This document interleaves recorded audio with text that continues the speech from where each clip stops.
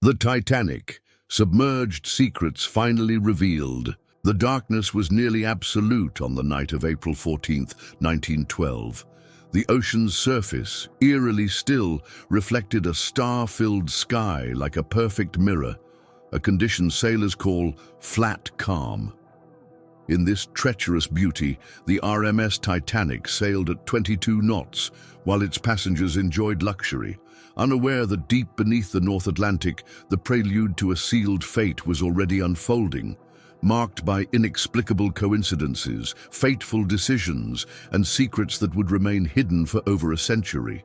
What you are about to read is not just another account of the most famous shipwreck in history. It's a journey through the shadows of a disaster whose most intriguing pieces were deliberately kept from the spotlight. Secrets that challenge the official narrative and reveal a plot far more complex than we ever imagined. The forgotten 9-year curse. Few know that the Titanic carried with it an ancient curse of unknown origin. In a special cargo hold, marked only as Hold M in White Star Line documents, traveled an Egyptian artifact of incalculable value, the sarcophagus of a priestess of Amun-Ra, stolen from the Valley of the Kings. This item had changed hands multiple times since its discovery in 1903, leaving a trail of death among all who possessed it. American multimillionaire Henry Westhaven acquired the sarcophagus in February 1912 and arranged its transport aboard the Titanic. Recently uncovered documents from the archives of Lloyd's of London Insurance Company reveal that Westhaven had received an anonymous letter warning him not to transport the artifact by sea, specifically stating that the priestess would not rest until she returned to the waters of the Nile. Westhaven ignored the warning. Surprisingly, Westhaven's name does not appear on the official passenger or victim lists of the Titanic. Records show he boarded in Southampton, but there is no evidence of his death or survival. It's as if he simply vanished. The Lost Key and the Silenced Lookout. One of the most well-known stories about the disaster involves the absence of binoculars in the lookout's cabin, supposedly because the key had been taken by an officer reassigned before departure. This tale, repeated for decades, hides a far more disturbing truth. David Blair, the officer said to have taken the key, always denied this version.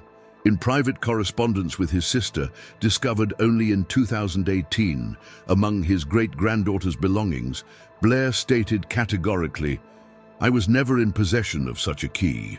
What really happened in that cabin on the night of April 10th is something I was instructed never to reveal." Even more intriguing is the fate of lookouts Frederick Fleet and Reginald Lee, who first spotted the iceberg.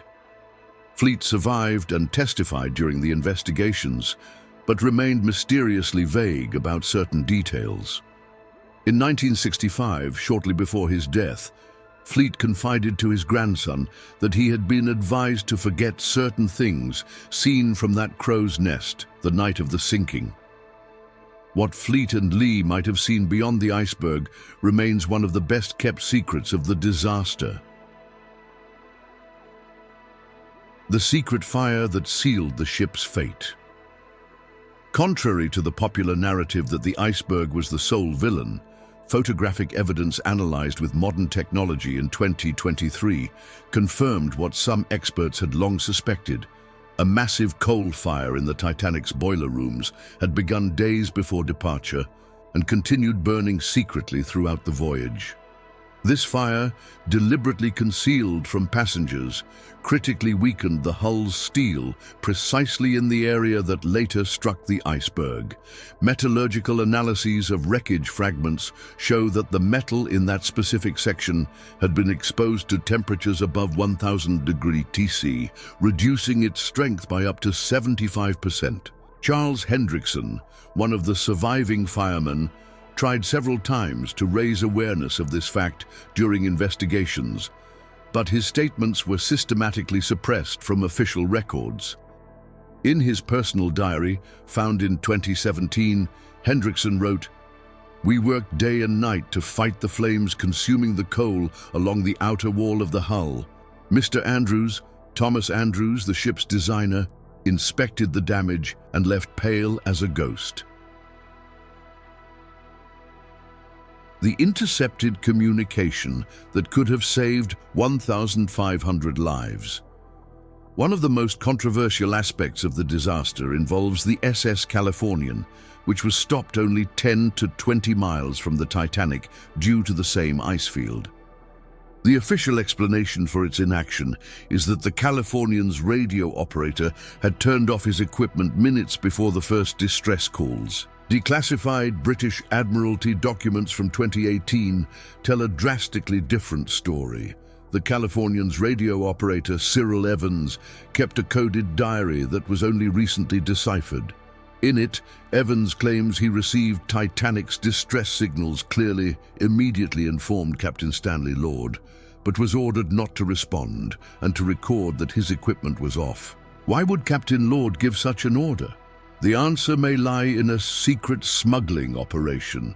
Newly discovered cargo manifests show that the Californian was carrying illegal arms bound for revolutionary groups in Mexico, explaining its reluctance to engage in a high-profile rescue that would draw unwanted attention from authorities. The mystery of cabin B-82. Among the 2,224 passengers and crew aboard the Titanic, there's a particular mystery surrounding the occupant of cabin B-82. In the White Star Line's official records, this cabin was listed as occupied by a Mr. J. Hoffman of Swedish nationality. No passenger with that name appears on either the survivor or victim lists.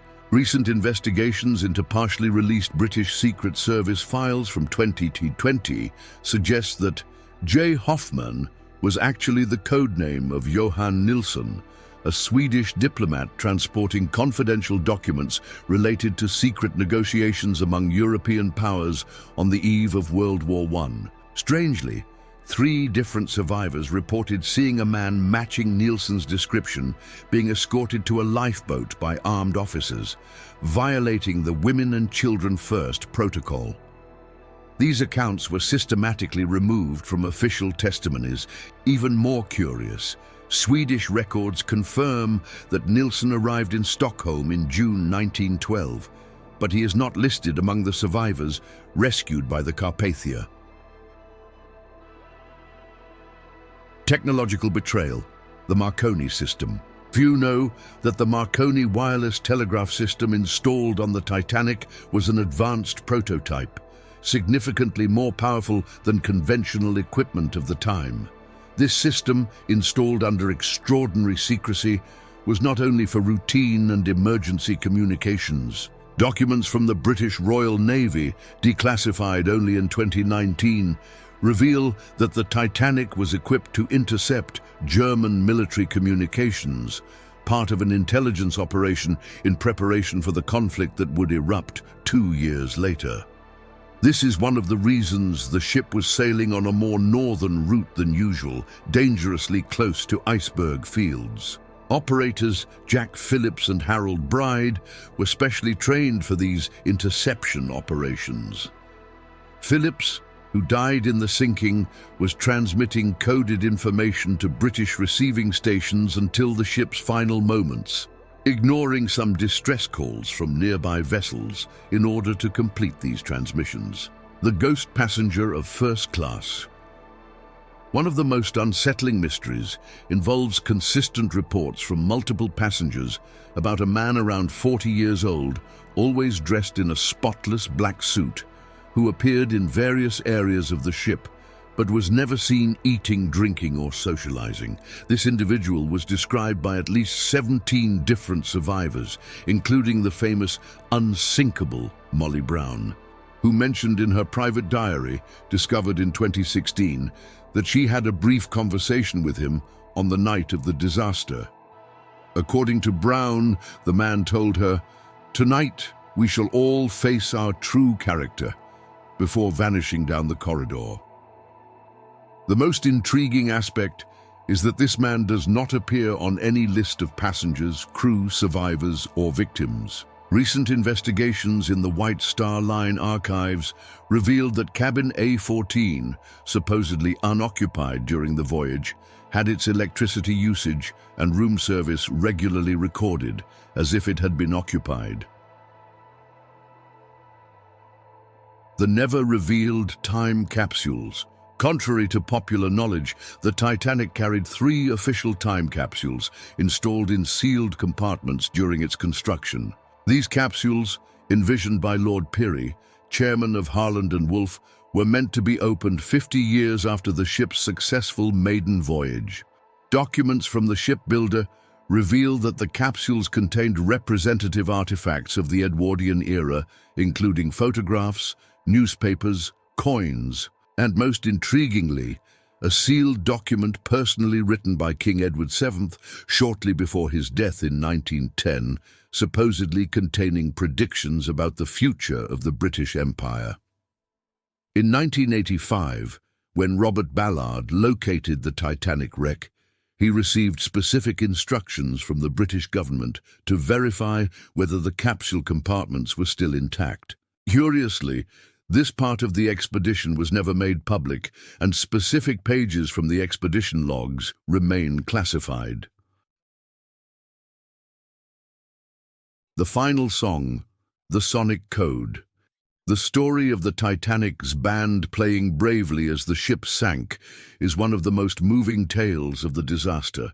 Popular belief holds that the final song played was "Nearer, My God, to Thee," though some survivors mention different melodies.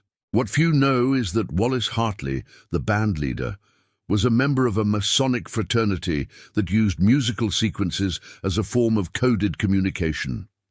Forensic musicologist analyses in 2022, based on precise accounts from 3 surviving musicians, suggest that the final sequence of songs was not random, but followed a specific pattern that, when decoded, reveals a clear message. What sank was not what it seemed. This mystery becomes even more relevant, considering Hartley had previously served on the Titanic's sister ship, the RMS Olympic, which suffered a major collision in 1911 and underwent rushed extensive repairs. The switch theory, Olympic versus Titanic, one of the most controversial theories, once dismissed as mere speculation, gained significant credibility after advanced analyses of the wreck in 2021. This theory suggests that the ship which sank on April 14, 1912, was not actually the Titanic, but her damaged twin, the Olympic, in an elaborate insurance fraud. The Olympic had collided with the cruiser HMS Hawke in September 1911, sustaining structural damage too costly to be covered by insurance. The theory proposes that the White Star Line secretly swapped the ships, sending the damaged Olympic, renamed as Titanic, to sea, intending to stage a controlled accident that would allow them to claim full insurance. Evidence supporting this theory includes inconsistencies in serial numbers found on recovered wreck parts, which match the Olympics and not the Titanic's. Particularly revealing is an identification plate recovered in 2022 that, under spectroscopic analysis, showed signs of having been renumbered, with the original 400, Olympic, still detectable beneath the visible 401, Titanic. The man who knew too much. One of the most sinister aspects of the disaster involves the fate of Thomas Andrews, the Titanic's chief designer. The official story claims Andrews died heroically in the sinking, last seen in the first-class smoking room, resigned to the fate of the ship he created. Family documents, kept secret for generations and revealed only during a private exhibition in Belfast in 2023, tell a drastically different story. Correspondence among family members indicates that Andrews had voiced serious concerns about unauthorized modifications to the ship's design, particularly regarding the quality of the steel used and the removal of internal structural elements to make room for more luxurious cabins. Even more disturbing is a telegram sent by Andrews to his wife on the morning of April 14th, just hours before the collision, which read, "Alarming findings, will return with evidence. Do not trust the official explanations if something happens." Conclusion. A shipwreck of truths. More than a century after the disaster, the Titanic remains not just a wreck of steel and timber, but a wreck of truths. The physical debris, slowly deteriorating at the bottom of the ocean, may be less enigmatic than the human stories, corporate decisions, and geopolitical secrets surrounding the tragedy. As new technologies allow for more precise analysis of the wreckage, and as once classified documents are gradually released to the public, the story of the Titanic continues to be rewritten. The ship, declared unsinkable, may have carried with it secrets deemed unrevealable. The true story of the Titanic might be far more complex than we ever imagined, a tapestry woven from human ambition, fallible technology, extraordinary coincidences, and possibly deliberate conspiracies. The ocean jealously guards its secrets, releasing them only in tantalizing fragments that continue to fascinate and disturb our understanding of this defining moment in modern history. What truly sank that starlit April night was not just a ship, but an era of technological innocence, and perhaps a truth we are still desperately trying to recover from the depths.